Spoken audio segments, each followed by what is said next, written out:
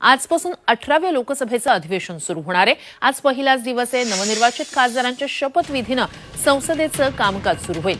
शपथविधीचा कार्यक्रम 2 दिवस चालणार आहे। आज पहिल्या दिवशी 280 खासदार शपथ घेतील, तर उद्या 264 खासदारांना शपथ दिली जाईल।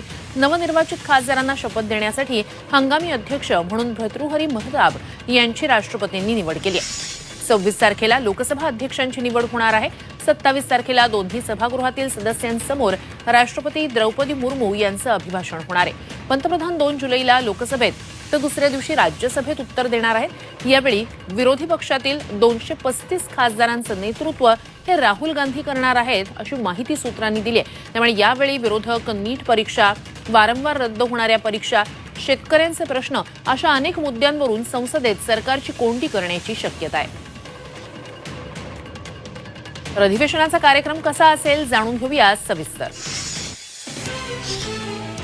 लोकसभेत आज 280 खासदार शपथ घेतील। आजपासून संसदेचं अधिवेशन सुरू होत आहे।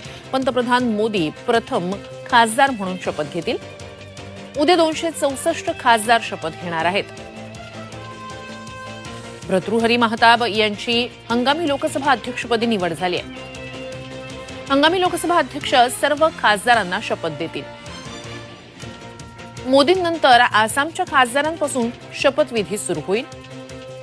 शेवटी बंगालचे खासदार शपथ घेतील। 26 जून रोजी लोकसभा अध्यक्षांची निवड होणार आहे।